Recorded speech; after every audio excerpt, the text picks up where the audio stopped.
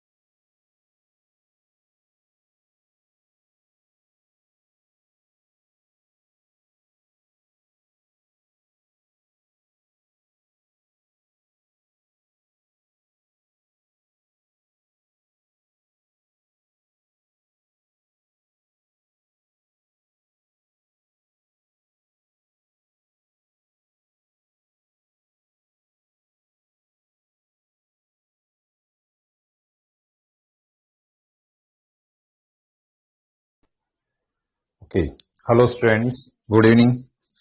Now you are starting the next chapter of Indian geography. Our previous lecture on drainage system.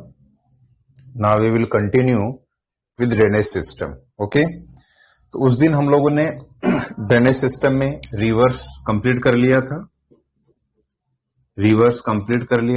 Important rivers, उनका outflow and source. उनका source क्या था, उनका outflow क्या था, ठीक है ना। लॉन्गेस्ट रिवर कौन सी थी इंडिया में, ठीक है ना।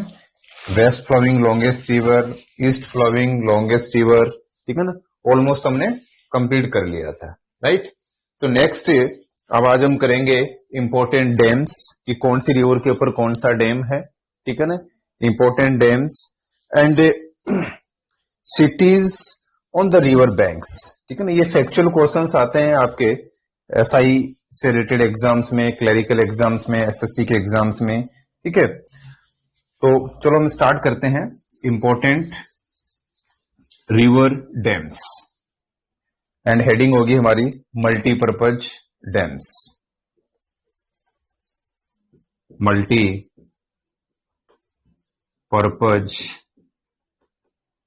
Dams of India, right. अब देखो, एक तो होता है डैम, एक होता है multipurpose dam. What was called multipurpose dam? Multipurpose dam किन्हें कहते हैं? Like those dams have many purposes, जिनका कई सारा पर्पज रहता है। सपोज करो कि डैम क्यों बनाया जाता है। और ये भी कई बार क्वेश्चन आता है कि इंडिया का फर्स्ट मल्टीपर्पज डैम कौन सा था, ठीक है। तो India first multipurpose dam was DVC. कौन सा था? DVC, Damodar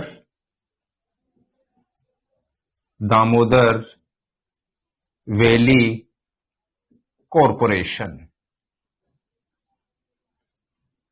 Damodar valley corporation was India's first multi-purpose dam in 1952। और कहां पर है ये? झारखंड में, राइट। झारखंड में है, ठीक है ना। तो इंडिया का फर्स्ट मल्टीपर्पज डैम कब बना था? 1952 में, on the basis of world's first multipurpose dam TVC. ध्यान रखना, वर्ल्ड का पहला मल्टीपर्पज डैम जो बनाया गया था वो बनाया गया था अमेरिका के अंदर, और उसका नाम था टेनेसी वैली प्रोजेक्ट, टीवीसी। उसी बेसिस पे इंडिया के अंदर भी फर्स्ट मल्टीपर्पज डैम कंस्ट्रक्ट किया 1952 में झारखंड और बंगाल के रीजन में, और उसका नाम था DVC, Damodar valley corporation on the river of Damodar river, on the river of Damodar, ठीक है ना, दामोदर रिवर के ऊपर बनाया गया था। And Damodar river is the tributary of Ganga, right, Ganga की ट्रिब्यूटरी है। यहां तक अगर किसी को लाइक वीडियो और ऑडियो में कोई प्रॉब्लम हो तो बताओ, फिर आगे चलें। Any problem in audio and video? No problem, continue करें। ओके ओके, ठीक है, चलो नेक्स्ट है। अब देखो, ये तो मैंने बता दिया कि इंडिया का पहला मल्टीपर्पज डैम कौन सा था और मल्टीपर्पज डैम्स क्या होते हैं, उनके पर्पजेस क्या होते हैं। देखो, कई बार क्या होता है कि इंडियन गवर्नमेंट डैम बनाती है किसी रिवर के ऊपर, ठीक है ना, तो कुछ डैम्स का फॉर्मेशन होता है कि ठीक है, जहां पर फ्लड ज्यादा आता है उस फ्लड को कंट्रोल करने के लिए वहां पर डैम बना दिया जाता है, ठीक है ना। बट 1952 के बाद क्या हुआ कि उस पर्टिकुलर रीजन में कई सारे पर्पजेस को उन्होंने डिसाइड किया कि ठीक है, हम डैम बनाएंगे इंडिया के अंदर फ्लड को कंट्रोल करने के लिए। पहला टारगेट तो क्या था? फ्लड, फ्लड कंट्रोल, राइट, इसको कंट्रोल करेंगे। देन फिर सेकंड क्या रहा कि ठीक है, जब हम डैम बना रहे हैं, फ्लड को कंट्रोल कर रहे हैं, तो क्यों ना इसके अंदर और भी हमारे पर्पजेस को सोल्व करें। तो सेकंड पर्पज क्या हो गया इनका फिर, कि वहां पर डैम के अंदर हाइडल एनर्जी, कि हाइडल एनर्जी भी जनरेट हो, लेकिन हाइडल एनर्जी जनरेट करना स्टार्ट कर दिया। फिर नेक्स्ट पर्पज इनका क्या हो गया, ठीक है, जब डैम है, हाइडल एनर्जी बन रही है, फ्लड को कंट्रोल करने के लिए हमने वाटर को कलेक्ट कर लिया है, ठीक है ना, तो वहां पर फिशरीज भी हो, तो फिश प्रोडक्शन के लिए, फिश प्रोडक्शन भी एक क्या हो गया, इनका पर्पज हो गया। देन इनके बाद आसपास के जो टाउन्स थे, सिटीज थे, उनको fresh water, drinking water available कराने के लिए, तो drinking water availability of drinking water. इसके बाद आसपास के एरिया में जब डैम बन गया तो आसपास के एग्रीकल्चर लैंड को क्या करना स्टार्ट कर दिया उन्होंने, इरिगेशन करना स्टार्ट कर दिया। तो इरिगेशन पर्पज भी इसका हो गया सॉर्ट आउट, इरिगेशन के लिए, राइट। देन उसके बाद देखो, flood control, hydel energy, fish production, availability of drinking water, irrigation, and फिर हो गया टूरिज्म, कि टूरिज्म भी डेवलप होगा इससे, ठीक है ना, टूरिज्म डेवलप हो गया। प्लस नेविगेशन, आप नेविगेशन को भी डेवलप कर सकते हो, नेविगेशन को भी यहां पर डेवलप कर सकते हो। तो ये कई सारे पर्पजेस को सॉर्ट आउट करने के लिए कई सारे मल्टीपर्पज डैम बनाए गए, यानी कि those dams have many purposes, यानी कि कोई भी डैम जिसके कई सारे पर्पज होते हैं उन्हें क्या कहते हैं, मल्टीपर्पज डैम। क्लियर? वर्ल्ड का first multipurpose dam Tennessee valley project, India का first multipurpose dam DVC Damodar valley project, जो कि रिवर दामोदर, ठीक है। तो ये तो थे थीम, कि किस थीम से इंडिया में ये जितने भी डैम्स थे वो बने। अब वन बाय वन हम नॉर्थ इंडिया से लेके साउथ इंडिया, वेस्ट इंडिया से लेके ईस्ट इंडिया, जितने भी इंपॉर्टेंट जो डैम्स थे, मल्टीपर्पज डैम्स थे, उनको हम एक्सप्लेन करते हैं, उनको हम करते जाते हैं, ठीक है ना। नॉट क्लियर, अच्छा अकाई वहां वॉइस क्लियर नहीं आ रहा, जस्ट 1 मिनट। हेलो हेलो, अब आ रहा है वॉइस क्लियर? वॉइस क्लियर आ रहा है? शायद आपकी तरफ से कोई प्रॉब्लम हो, और किसी को कोई प्रॉब्लम हो वॉइस में, किसी को और किसी को प्रॉब्लम वॉइस में, जल्दी बताओ। एनी प्रॉब्लम इन ऑडियो और वीडियो? क्विक, कंटिन्यू करें। किसी का मैसेज नहीं आया, अगर कोई प्रॉब्लम ना हो तो।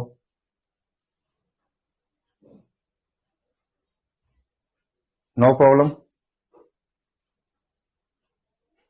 Okay, no problem, no problem, all clear, okay. हाँ, नेक्स्ट है, चलो नॉर्थ इंडिया से स्टार्ट करते हैं। इंपॉर्टेंट मल्टीपर्पज डैम, जैसे कि आप सभी को पता है, यहां से डेफिनेटली क्वेश्चन आने के चांसेस रहते हैं और ये फैक्चुअल बेसिस क्वेश्चंस होते हैं, ठीक है ना।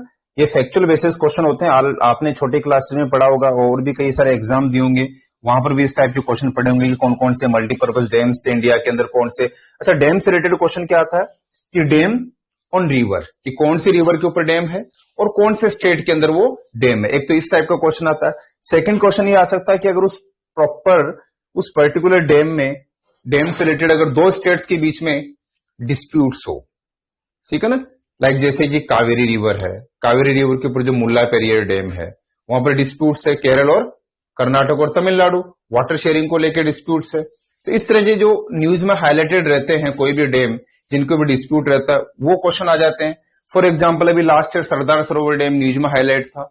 सरदार सरोवर डैम न्यूज में क्यों हाईलाइटेड था? क्योंकि वहां पर सरदार पटेल का एक स्टेच्यू बनाया गया है काफी बड़ा, और वो सरदार सरोवर डैम की बिल्कुल पास में बनाया गया है। तो मे बी वहां से भी क्वेश्चन आ सकता है क्योंकि न्यूज में हाईलाइटेड था, ठीक है ना। तो इस तरह से डैम से रिलेटेड क्वेश्चन आ जाते हैं आपके। तो फर्स्ट है, नोट कर लो, एक तरफ डैम और दूसरी तरफ स्टेट। इस तरह से भी आप बना सकते हो list, dam, right, river and state, ठीक है। अच्छा, जम्मू कश्मीर में Kishan Ganga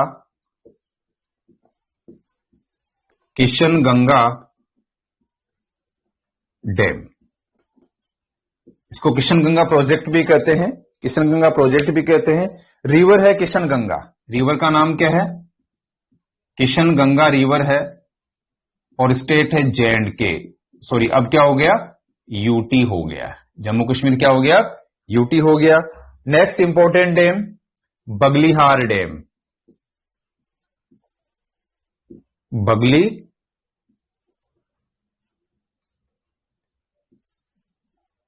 Baglihar dam, river Chenab river, state UT J&K, same वही। नेक्स्ट उरी डैम, जो कि उरी प्रोजेक्ट भी है, उरी प्रोजेक्ट और Uri dam, river Jhelum, same J&K, right. Then इसके बाद नेक्स्ट है most important dam of India, Bhakra Nangal dam. Bhakra dam, state Punjab and Himachal, दोनों में ही है स्टेट, और रिवर है सतलज, राइट, रिवर सतलज, ठीक है ना, रिवर सतलज, भाखरा नांगल डैम। अच्छा, ये इंपॉर्टेंट डैम है, क्वेश्चन आता है यहां से। तो India's highest gravity dam is Bhakra Nangal dam. ध्यान रखना, नोट कर लेना, इंडियाज हाईएस्ट ग्रेविटी डैम कौन सा हो जाएगा? भाखरा नांगल डैम हो जाएगा। इसकी हाइट अराउंड 255 मीटर के आसपास है। लेकिन अब क्या है, अगर क्वेश्चन आता है कि इंडियाज हाईएस्ट डैम, अगर हाइट के अकॉर्डिंग डैम पूछेंगे तो अब इंडिया में एक डैम पूरी तरह से कंप्लीट हो गया जो इंडिया का हाईएस्ट डैम हो जाएगा, ये रिमूव कर देता हूं मैं, और उस डैम का नाम है टिहरी गढ़वाल डैम। उसकी हाइट है 261 किलोमीटर। टिहरी डैम, इसको टिहरी डैम भी कहते हैं। रिवर है भागीरथी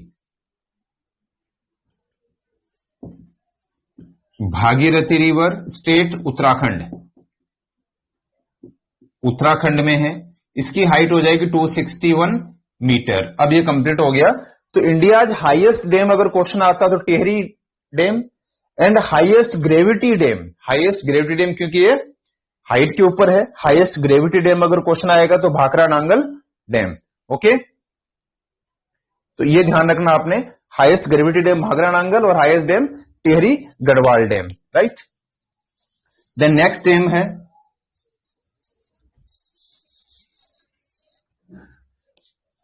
गांधी सागर। गांधी सागर, या आप स्क्रीनशॉट भी ले सकते हैं ताकि आपका भी टाइम बच जाएगा। गांधी सागर, राणा प्रताप सागर, राणा प्रताप सागर एंड जवाहर सागर। जवाहर सागर, ये तीनों डैम चंबल रिवर के ऊपर है। रिवर कौन सी? Chambal river, Chambal, right. And इसमें गांधी सागर डैम मध्य प्रदेश में, गांधी सागर डैम मध्य प्रदेश में, and Rana Pratap and Jawahar Sagar dam Rajasthan में, राइट। गांधी सागर मध्य प्रदेश, राणा प्रताप एंड जवाहर सागर राजस्थान के अंदर है। Okay, next dam, next dam Ukai dam. Ukai dam, Ukai dam river, Tapi river, Tapi river state Gujarat, state Gujarat. Ukai dam, Tapi river state Gujarat. Next है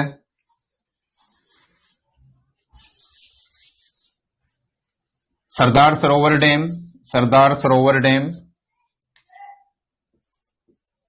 Sardar Sarovar dam river, Narmada river, Narmada river state MP and Gujarat, MP and Gujarat दोनों में, Madhya Pradesh and Gujarat दोनों में सरदार Sarovar dam, right. And यहीं पर फर्स्ट टाइम मेधा पाटकर ने एक protest चलाया था, नर्मदा बचाओ मूवमेंट। क्वेश्चन आ सकता है कि नर्मदा बचाओ movement related which dam? The Narmada बचाओ movement related to Sardar Sarovar dam and Narmada बचाओ movement lead by Medha Patkar. Medha Patkar, she was a environmentalist. वहां पर जब पेड़ों की कटाई हो रही थी, जो एनवायरमेंट को जो नुकसान पहुंच रहा था, तो एनवायरमेंट को बचाने के लिए उन्होंने प्रोटेस्ट चलाया था इस डैम के अगेंस्ट में, मेधा पाटकर ने, राइट। तो ये भी क्वेश्चन आ सकता है। सेम उसी से पहले एक और क्वेश्चन था आपका टिहरी गढ़वाल डैम। तो टिहरी गढ़वाल डैम जब बना था तो वहां पर भी एनवायरमेंटल की प्रॉब्लम आ रही थी, तो उस एनवायरमेंटल की प्रॉब्लम को प्रोटेस्ट करने के लिए तो वहां पर भी एक जो है प्रोटेस्ट चलाया था और उनका नाम था सुंदरलाल बहुगुणा। सुंदरलाल बहुगुणा, ठीक है ना, सुंदरलाल बहुगुणा के नाम से ध्यान रखना, जिन्होंने की प्लांटेशन यानी कि प्लांट्स को कट करने से बचाने के लिए प्रॉपर वे में मूवमेंट चलाया था, ठीक है ना, टिहरी गढ़वाल मूवमेंट बाय सुंदरलाल बहुगुणा, ठीक है। नेक्स्ट है, next dam Hirakud dam. Hirakud, Hirakud dam most important dam of India. Hirakud dam क्यों इंपॉर्टेंट अभी बताता हूं मैं आपको। रिवर, हीराकुंड डैम कहां पर है? रिवर का नाम है, रिवर का नाम महानदी, महानदी स्टेट उड़ीसा। अब देखो ये इसलिए इंपॉर्टेंट है because Hirakud dam is the world longest dam. World longest dam, ये वर्ल्ड का सबसे लंबा डैम है हीराकुंड डैम, ध्यान रखना। World longest dam Hirakud dam, और इसकी जो लेंथ है अराउंड 4,800 मीटर है, राइट। 4,800 मीटर इसकी लेंथ है। वर्ल्ड लॉन्गेस्ट डैम है Hirakud dam. And river Mahanadi, Mahanadi river is known as lifeline of Chhattisgarh and Orissa. Mahanadi is known as lifeline of Chhattisgarh and Orissa, दोनों की लाइफलाइन है, ठीक है। नेक्स्ट है Farakka dam. Farakka dam river Ganga, Ganga river state West Bengal, West Bengal, ठीक है ना, स्टेट वेस्ट बंगाल। नेक्स्ट है Rihand dam. Rihand dam, Rihand dam river Son, state Uttar Pradesh. Rihand dam, river Son, state Uttar Pradesh, right. Next है फिर Nagarjuna Sagar dam, Nagarjuna Sagar dam, right, Nagarjuna Sagar dam. River Krishna,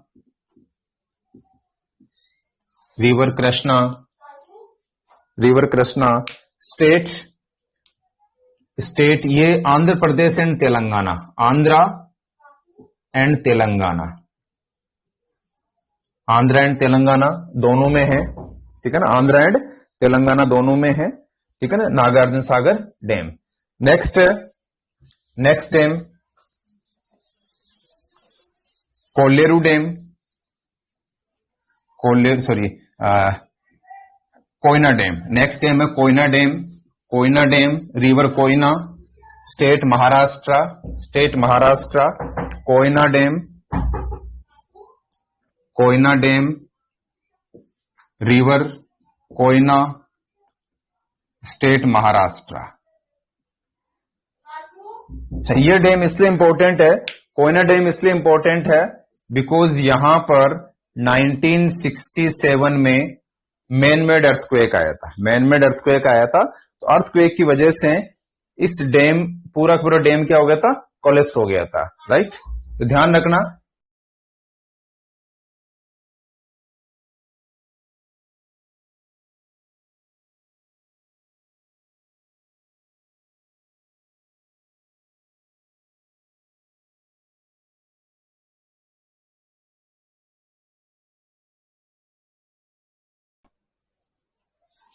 next है, राइट, कोयना डैम 1967 अर्थक्वेक, ठीक है ना, यहां पर अर्थक्वेक आया था। अगर क्वेश्चन आए जी कौन से डैम में अर्थक्वेक आया, कोयना डैम, जो कि महाराष्ट्र में है, कोयना रिवर के ऊपर, राइट। नेक्स्ट है मुल्ला पेरियार डैम, मुल्ला पेरियार डैम,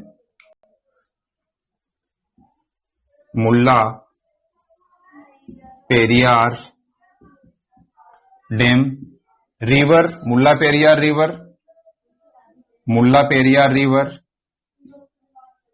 स्टेट केरला में, स्टेट केरला, ठीक है, मुल्ला पेरियार डैम स्टेट केरला और रिवर मुल्ला पेरियार रिवर, ठीक है। देन इसके बाद श्रीसेलम, नेक्स्ट है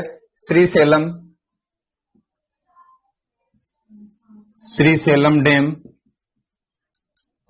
river Krishna river, state Karnataka. Next dam है Idukki dam, river Idukki, Periyar river Periyar, state Kerala, Idukki river state Kerala river, right. हाँ, नेक्स्ट है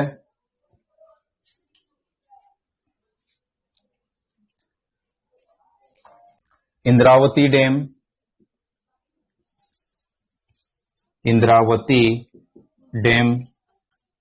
रिवर इंद्रावती रिवर, स्टेट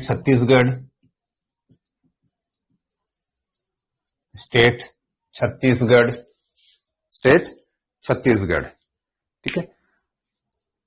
तो ये इंडिया के इंपॉर्टेंट डैम्स है, ठीक है ना, इनको नोट कर लेना आप, क्योंकि यहां से क्वेश्चंस आने के चांसेस रहते हैं। क्लियर, नोट कर लिया होगा आपने सभी ने। अब नेक्स्ट हेडिंग डाल लो, city on the river banks, कि कौन कौन सी सिटीज कौन कौन सी रिवर के बैंक्स पे है, सिटी ऑन रिवर बैंक्स। ये भी फैक्चुअल क्वेश्चंस आते हैं यहां से भी, ठीक है ना, ये भी जस्ट फैक्चुअल चैप्टर है, एक तरफ सिटी और दूसरी तरफ रिवर, यहां से मैच करने वाला क्वेश्चन भी आ जाता है और डायरेक्ट क्वेश्चन भी आ जाता है, ठीक है। यहां पर सिटी एंड रिवर। हाँ देखो, फर्स्ट है श्रीनगर, श्रीनगर रिवर झेलम, झेलम।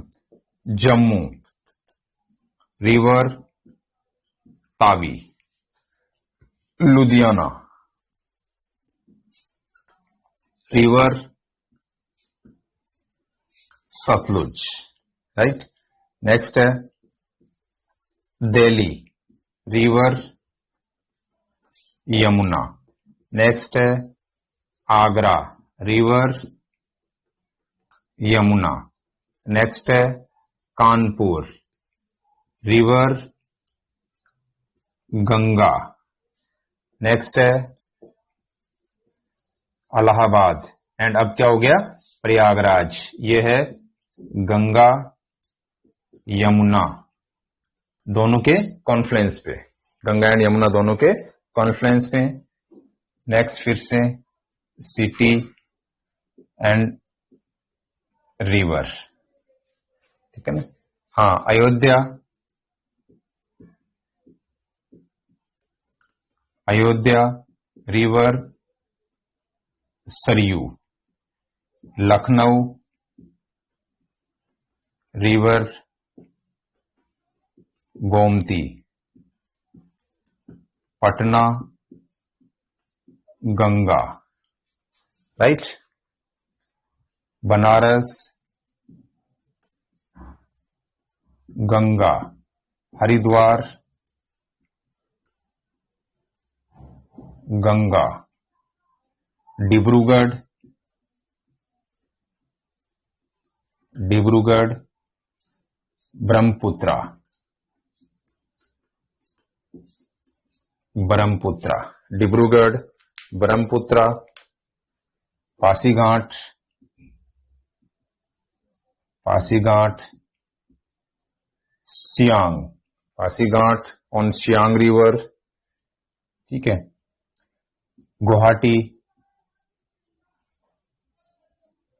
ब्रह्मपुत्रा, ब्रह्मपुत्रा रिवर, ठीक है ना। नेक्स्ट है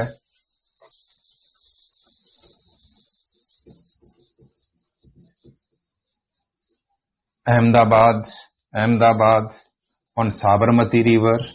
अहमदाबाद साबरमती, अहमदाबाद साबरमती। सूरत on Tapi river.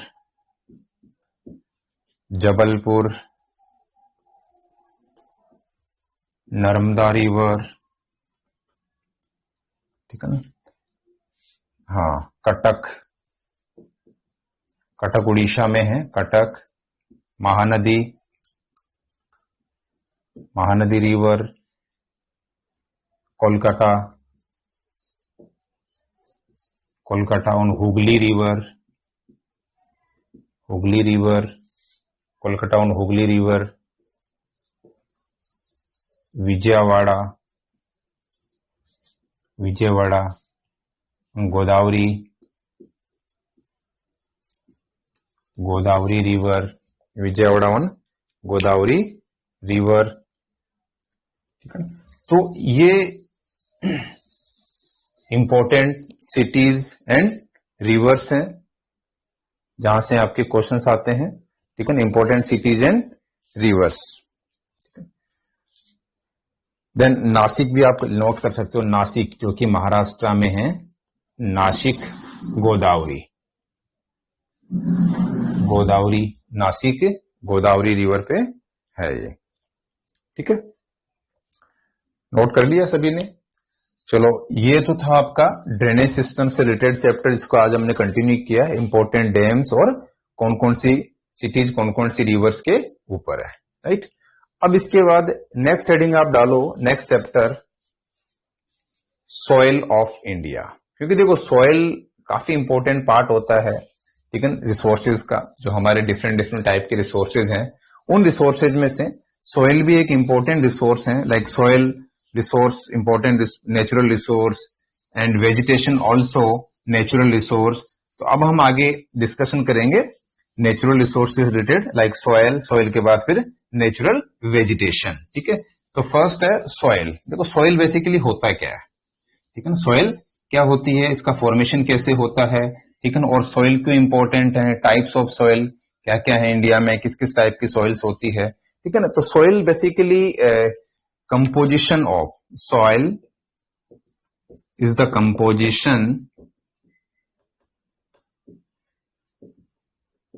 Composition of organic and inorganic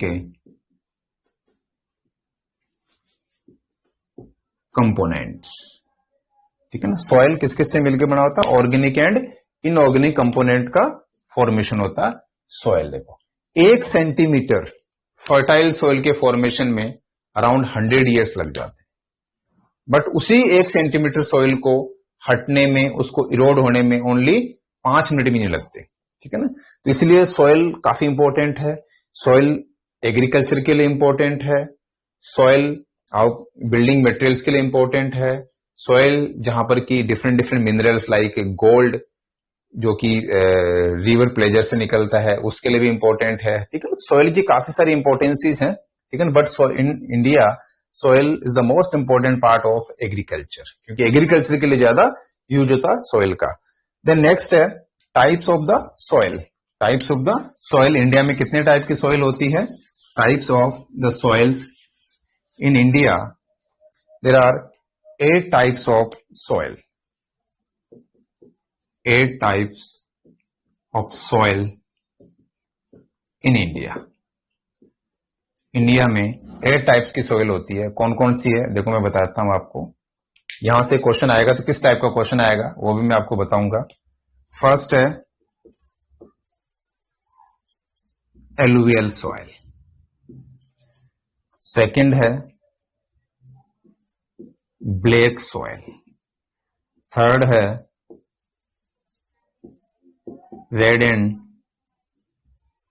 yellow soil, fourth है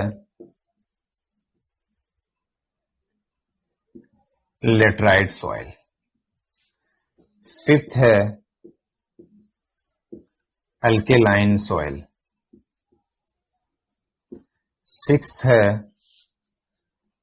पीट सॉइल, इसको मार्शी सॉइल भी कहते हैं, मार्शी सॉइल। सेवंथ है डेजर्ट सॉइल एंड एट्थ है माउंटेन सॉइल या माउंटेनियस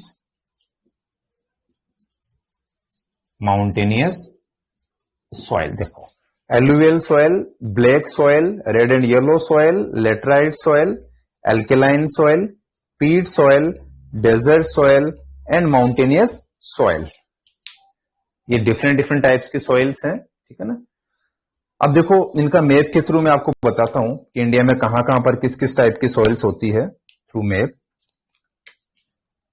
आप इधर देखो,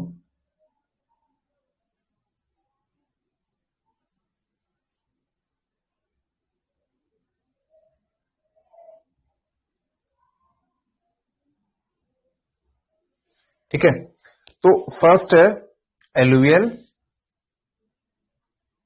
सॉइल। एलुवियल सॉइल देखो कैसे बनती है। Alluvial soil formation through river depositions, जब रिवर माउंटेन्स को कट करती है और माउंटेन्स को कट करके अपने साथ जो छोटे छोटे सॉइल पार्टिकल्स नीचे ला करके प्लेन में ला करके डिपोजिट कर देती है, तो उस डिपोजिशन से जिस सॉइल का फॉर्मेशन होता है वो होती है एलुवियल सॉइल। और एलुवियल सॉइल मैंने बता दिया कैसे बनती है, रिवर डिपोजिशन से बनती है, रिवर अपने साथ लेके आती है। और कहां पर मिलेगी एलुवियल सॉइल, मेनली जहां जहां पर रिवर फ्लो करती है, मोनली नॉर्दर्न प्लेन, ये जो northern plain Punjab, Haryana, UP, Bihar, ठीक है ना, बंगाल, आसाम का जो ब्रह्मपुत्र प्लेन है वहां पर, प्लस जो रिवर डेल्टा है, जो रिवर डेल्टा जहां जहां पर रिवर डेल्टा बनाती है, ठीक है ना, like Ganga delta, Mahanadi delta, Krishna Godavari delta, Kaveri delta, तो ये जो पूरा का पूरा एरिया है नॉर्दर्न प्लेन, जिसमें कि पंजाब, हरियाणा, यूपी, बिहार, आसाम, बंगाल, ये सारा एरिया है, यहां पर कौन सी सॉइल मिलेगी, यहां पर मिलेगी एलुवियल सॉइल, राइट।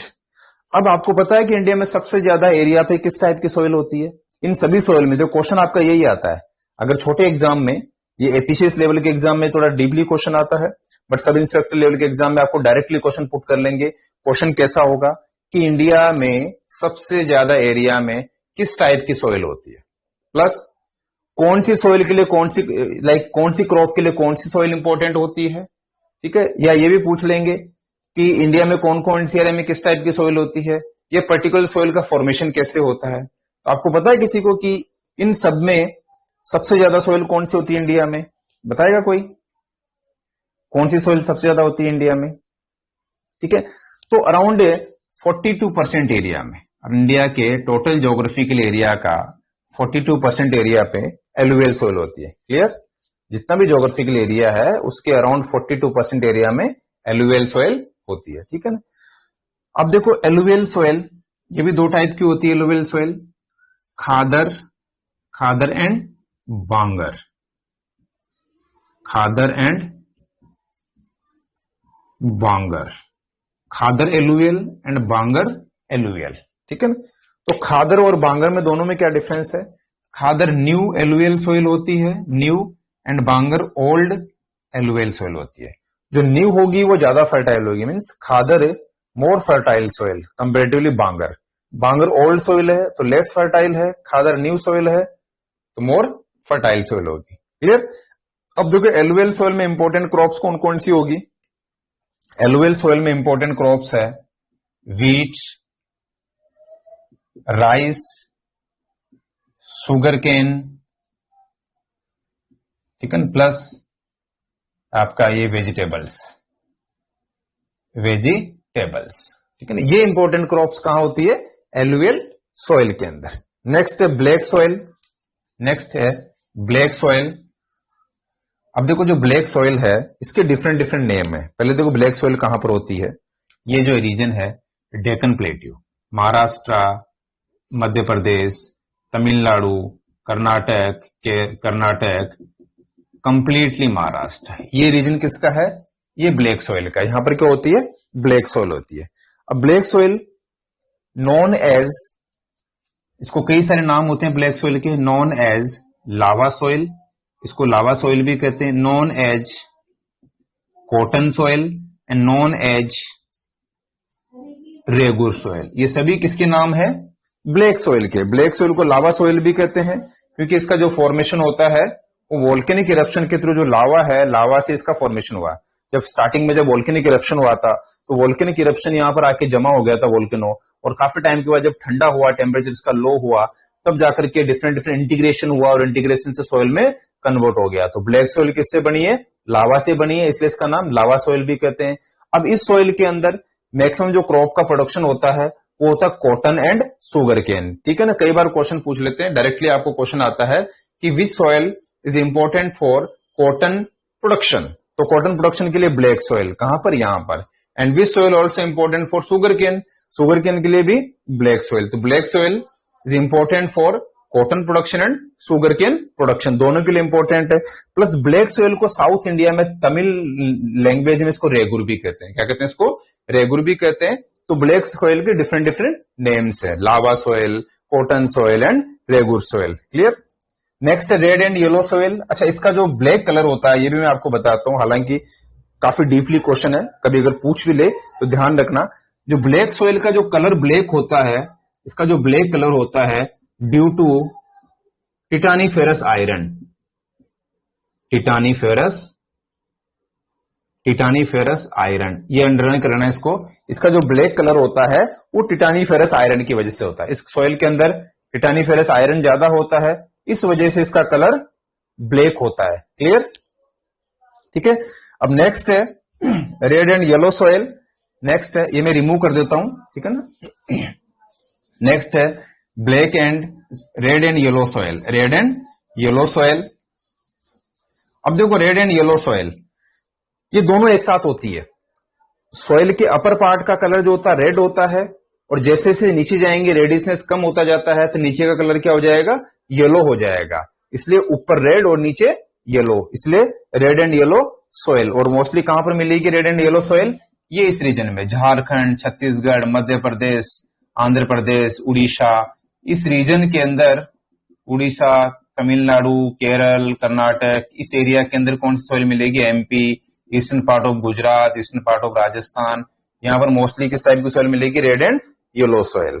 अब इसका रेड कलर किस वजह से होता है, ये क्वेश्चन पूछा गया है। रेड कलर किस वजह से होता है?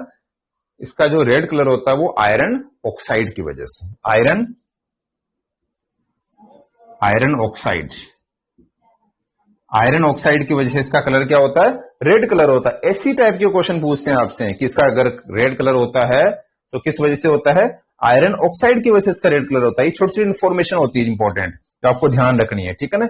And red and yellow soil important for course crops, क्योंकि इसमें ना तो व्हीट होता है, ना राइस की क्रॉप होती है, ना शुगर केन की क्रॉप होती है, और ना ही इसमें कॉटन क्रॉप्स होती है। इसमें कोर्स क्रॉप्स होते हैं, जो मोटे अनाज है वो ज्यादा होते हैं। और अभी अगर क्वेश्चन पूछे कि इंडिया में सबसे ज्यादा किस सोयल का इरोजन हो रहा है, ठीक है ना, तो red and yellow soil the most affected for red and yellow soil is the most erosion affected soil, most erosion affected soil. तो इरोजन से सबसे ज्यादा अफेक्टेड हो रही है सोयल, वो है रेड एंड येलो सोयल, क्योंकि ये रीजन ऐसा रीजन है कि जहां पर मिनरल्स काफी ज्यादा है। इवन झारखंड, छत्तीसगढ़, उड़ीसा, इस एरिया के अंदर मिनरल्स काफी ज्यादा है। अब अगर मिनरल्स को आप हटाओगे तो माइनिंग करोगे, अगर माइनिंग करोगे तो आपको लैंड का जो अपर पार्ट है, सोयल का जो अपर पार्ट, उसको हटाना पड़ेगा। उस वजह से, माइनिंग की वजह से ये सोयल क्या हो रही है, यहां से हट रही है, उसका इरोजन ज्यादा हो रहा है। तो इरोजन से काफी ज्यादा नुकसान में red and yellow soil, right. Next है लेटराइट सोयल। अब देखो लेटराइट सोयल कहां पर मिलेगी?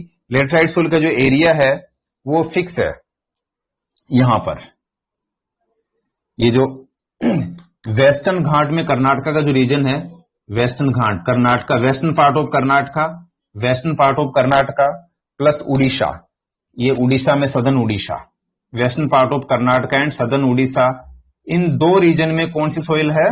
Laterite soil. Western Ghat, western part of Karnataka and Orissa, यहां पर है लेटराइट सोयल। अब लेटराइट सोयल का फॉर्मेशन कैसे होता है? देखो, लेटराइट सोयल का फॉर्मेशन दो कंडीशन में होता है। पहली कंडीशन तो क्या है? हाई टेम्परेचर, टेम्परेचर क्या होना चाहिए?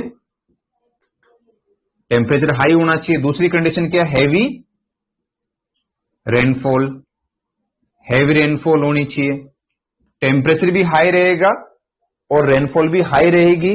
उन दोनों कंडीशन में जब गरम गरम चट्टाने रहती है, चट्टाने गरम गरम रहती है और उसके ऊपर एकदम से रेनफॉल होती है, तो पानी जब गरम चट्टान के ऊपर गिरता, अगर आप गरम गरम गिलास के ऊपर पानी डालोगे या कुछ चीज डालोगे तो चटक जाती है, टूट जाती है।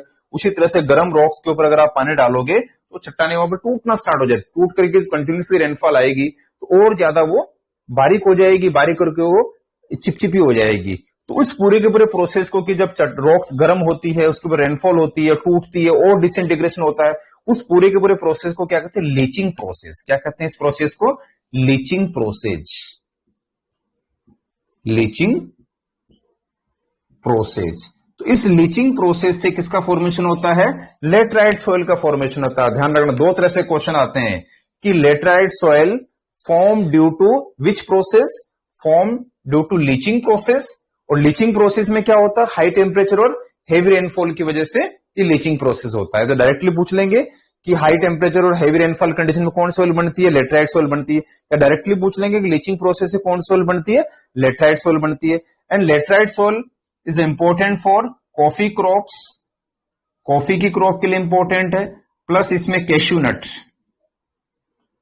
Cashew nut, cashew nut and coffee crops, इन दोनों के लिए लेटराइट सॉइल इंपॉर्टेंट है। डायरेक्टली क्वेश्चन आ जाएगा कि कॉफी क्रॉप और कैश्यू नट के लिए कौन सी सॉइल इंपॉर्टेंट है?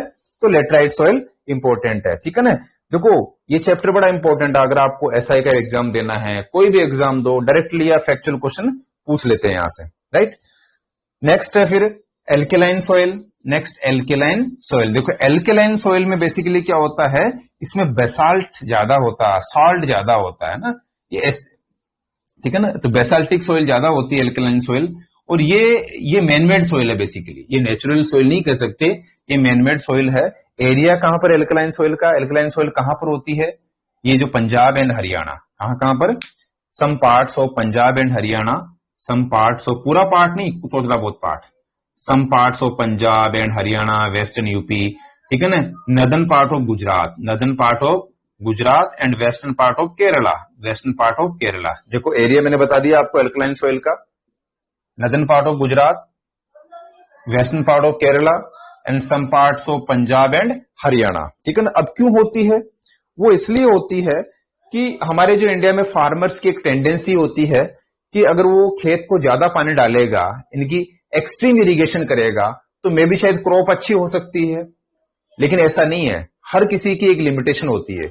लाइक जिस तरह से हमारी एक लिमिटेशन है कि हम 5 ग्लास या 10 glass a day water P सकते हैं, ठीक है ना, उसी तरह से सॉइल की भी एक लिमिटेशन होती है, कोई भी एक लिमिट में ही वाटर को कंज्यूम कर सकती है। अगर उससे ज्यादा वाटर अगर आप उसको डालोगे तो वाटर क्या हो जाएगा, बाहर आ जाएगा। उसी तरह से हम अगर एक लिमिट से ज्यादा पानी पीने की कोशिश करेंगे तो वापस वो बाहर आ जाएगा। उसी तरह से जब एक्सट्रीम इरिगेशन करते हैं तो सॉइल के जो नीचे के जो कंटेंट है, साल्ट कंटेंट है, वो वाटर के साथ ऊपर आ जाएंगे और ऊपर आकर के व्हाइट सी लेयर, पूरी की पूरी व्हाइट लेयर बना लेंगे और वो पूरा साल्ट जो है, नीचे का साल्ट ऊपर आकर के जमा हो जाएगा और उस तरह से पूरा का पूरा वो फार्म को खराब कर देगा, उसको खराब कर देगा। क्योंकि जब बेसाल्टिक ज्यादा हो जाती है सॉइल में तो वहां पर इरिगेशन एग्रीकल्चर पॉसिबल नहीं हो पाती है। तो इस तरह से इसको कहते हैं एल्कलाइन सॉइल इस रीजन में। अब उस सॉइल में एग्रीकल्चर पॉसिबल नहीं है, लेकिन क्वेश्चन ये भी आता है कि एल्कलाइन सॉइल को ठीक करने के लिए क्या करना चाहिए, ठीक है ना। तो इसका आंसर यही होगा कि एल्कलाइन सॉइल में अगर आप कंटिन्यूसली 2 और 3 इयर्स अगर आप जिप्सम डालते हो, जिप्सम अगर आप उसके अंदर कंटिन्यूसली डालोगे, प्लस ग्रीन फोडर अगर आप एग्रीकल्चर करोगे, ग्रीन फोडर की इसमें पीनट्स हैं, हरा चारा है, अगर उसके एग्रीकल्चर करोगे तो वहां पर नाइट्रेट से या नाइट्रोजन जो है उसको अवेलेबल होना स्टार्ट हो जाएंगे और 2-3 इयर्स में वापस फिर से सॉइल क्या हो जाएगी, नॉर्मल सॉइल में कन्वर्ट हो जाएगी, एग्रीकल्चर पॉसिबल हो सकता है वहां पे, राइट। तो नेक्स्ट है फिर पीट सॉइल और मार्सी सॉइल। पीट और मार्सी सॉइल कहां पर होगा? देखो दलदली जो स्वाम्प एरिया होता है वहां पर पीट और मार्सी सॉइल होती है। कहां पर? जहां जहां पर रिवर डेल्टाज होते हैं, रिवर डेल्टाज, ये देखो ये आपका Ganga delta, Sundarban delta, Mahanadi delta, Krishna and Godavari delta, Kaveri delta, ठीक है ना। इन सभी डेल्टिक रीजन्स में कौन सी सॉइल होती है? मार्सी और पीट सॉइल। अब ये जो सॉइल है ये एसिडिक ज्यादा होती है। क्या होती है? ये एसिडिक होती है। जैसे कि एल्कलाइन सॉइल बेसाल्टिक होती थी, लेकिन पीट सॉइल एसिडिक होती है। इसमें सॉइल के अंदर वाटर फिल रहता है, यानी कि कुछ वाटर रहेगा और कुछ सॉइल मिक्स रहेगी, है ना, चिक्कर टाइप, मड टाइप, ठीक है ना। उसे क्या कहते हैं? मार्सी और पीट सॉइल। अब इंपॉर्टेंट क्रॉप कौन सी रहेगी इसके अंदर? राइस, क्योंकि राइस जो है वाटर के अंदर भी ग्रो कर सकता है, तो यहां पर इंपॉर्टेंट क्रॉप राइस क्रॉप होगी।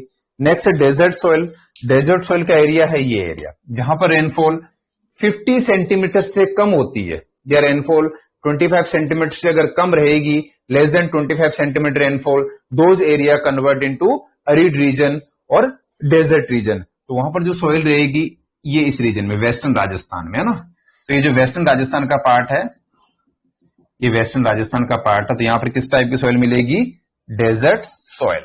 Desert soil western Rajasthan, northern part of Punjab और हरियाणा, कुछ पार्ट पंजाब और हरियाणा का भी इसमें इंक्लूड रहता है, ठीक है ना। And southern part of Punjab and Haryana, western part of Rajasthan and northern part of Gujarat, ठीक है ना। ये डेजर्ट सॉइल। अब देखो डेजर्ट सॉइल में क्या होता है कि यहां पर सॉइल कंटेंट काफी बड़े बड़े रहते हैं, क्योंकि इसमें सॉइल के अंदर मॉइस्चरिटी काफी कम रहती है। मॉइस्चरिटी कम क्यों रहती है? लेक ऑफ वाटर, यहां पर बारिश कम होती है, इरिगेशन की फैसिलिटी अवेलेबल नहीं है, एंड टेम्परेचर बहुत ज्यादा रहता है, अराउंड 35 to 40 डिग्री सेंटीग्रेड तक टेम्परेचर चले जाता है। तो टेम्परेचर ज्यादा रहने की वजह से, वाटर मॉइस्चर अवेलेबिलिटी ना होने की वजह से उसके सॉइल कंटेंट बड़े रहते हैं। अगर आप हाथ में उठाओगे और उसको वापस छोड़ दोगे तो आपके पूरे हाथ से मिट्टी वापस चले जाएगी, चिपकेगी नहीं, ठीक है ना। तो अगर इस डेजर्ट सॉइल को अगर हम वाटर अवेलेबल कर दें तो ये सॉइल फर्टिलिटी के अकॉर्डिंग काफी अच्छी है, लेकिन प्रॉब्लम ये है कि यहां पर वाटर अवेलेबल नहीं रहती है। तो यहां पर इंपॉर्टेंट क्रॉप्स कौन सी रहेगी? यहां पर गम है, बाजरा है, ठीक है ना, ज्वार है। तो ज्वार, बाजरा, गम, इस टाइप की क्रॉप्स यहां पर होती है। हालांकि क्रॉप्स कम होती है, एग्रीकल्चर कम होती है। Next mountainous soil. Mountainous soil कहां पर है? जो आपका माउंटेनस रीजन है, ये जो माउंटेनस रीजन है, ये हिमालय रीजन, यहां पर जो है माउंटेनस सॉइल मिलेगी। इसमें सॉइल पार्टिकल्स काफी बड़े बड़े रहते हैं। And this soil also important for किसके लिए? हॉर्टिकल्चर। ये हॉर्टिकल्चर के लिए ही इंपॉर्टेंट रहती है, जिसमें ऑर्चर्ड्स होते हैं, एप्पल ऑर्चर्ड्स हैं या अदर ड्राई फ्रूट्स के ऑर्चर्ड्स हैं, उनके लिए ही इंपॉर्टेंट है ये, राइट। तो ये इंडिया की इंपॉर्टेंट सॉइल्स हैं। क्लियर? यहां तक किसी को अगर कोई प्रॉब्लम हो, आया समझ में? नेक्स्ट आगे कंटिन्यू करें? Any problem?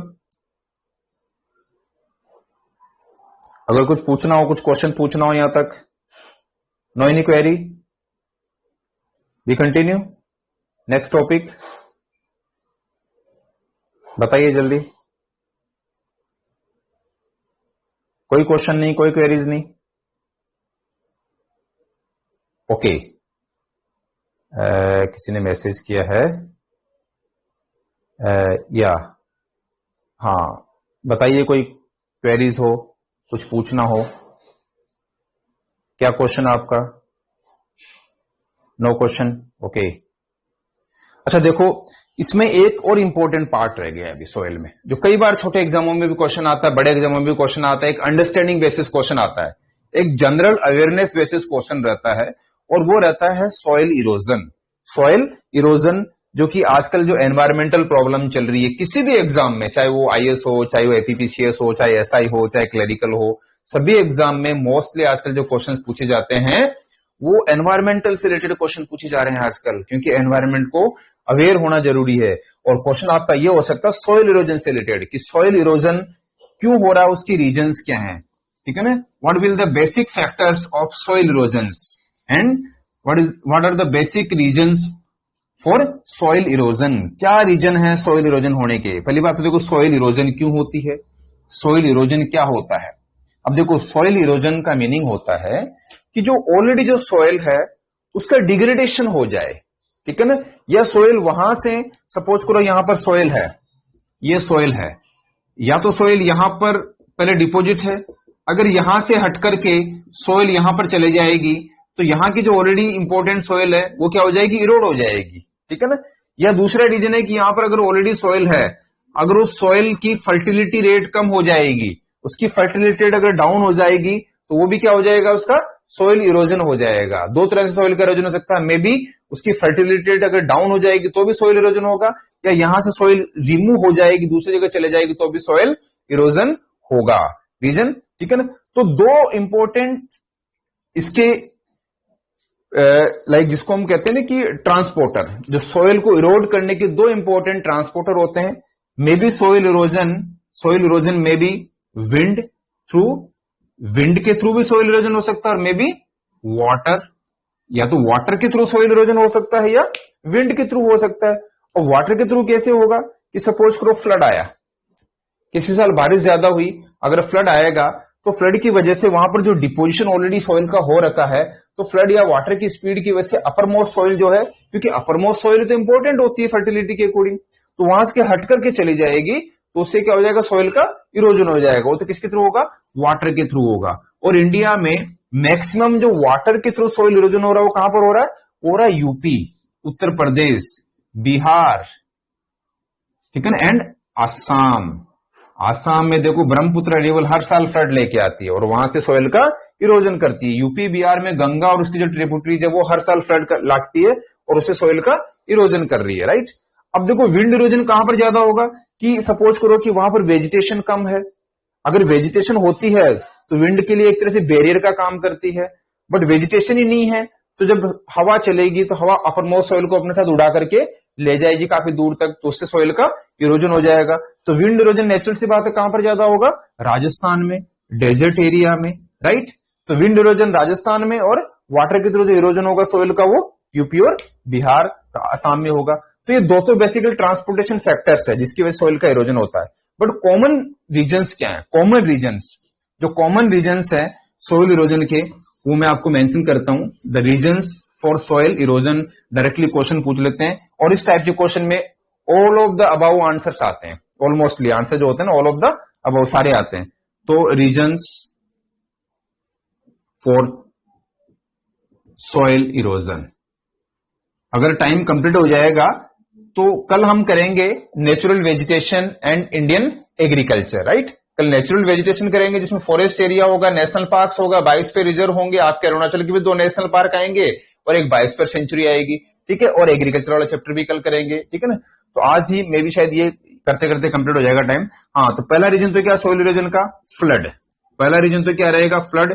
सेकंड क्या रहेगा, ठीक है ना, ओवर ग्रेजिंग। अगर हम जानवरों को ज्यादा ग्रेजिंग करवाएंगे तो सॉइल जो है वहां से, यानी कि जो छोटे छोटे ग्रासेज है वहां से हटना स्टार्ट हो जाएगी और सॉइल लूज हो जाएगी, वो भी हट सकती है। थर्ड है कंस्ट्रक्शन वर्क।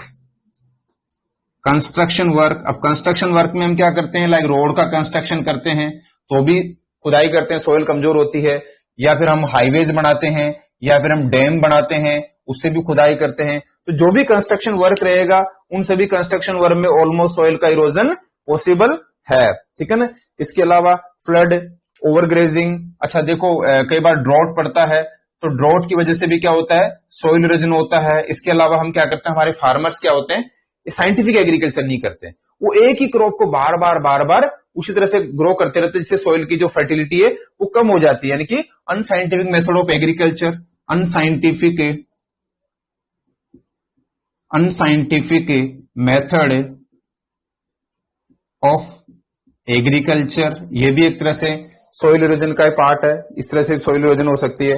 फ्लड है, ओवरग्रेजिंग है, कंस्ट्रक्शन वर्क है, ड्रॉट है, अनसाइंटिफिक मेथड ऑफ एग्रीकल्चर है, ठीक है ना। तो ये सारे के सारे रीजन जो है वो सॉइल इरोजन के लिए रेस्पॉन्सिबल है। क्लियर। तो ऑलमोस्ट आपका टाइम भी कंप्लीट होने वाला है, आई थिंक शायद, ठीक है।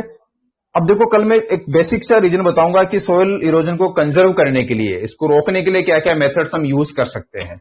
एक तो क्या है, डैम बना रहे हैं, मल्टीपर्पज डैम भी क्या कर रहे हैं, फ्लड को कंट्रोल कर रहे हैं, ड्रॉट को भी कंट्रोल कर रहे हैं, यानी कि एक रेस्ट्रिक्टेड एरिया होना चाहिए जो ग्रेजिंग कराने के लिए, कंस्ट्रक्शन को कंट्रोल करना चाहिए, ठीक है ना। ये सारी चीजें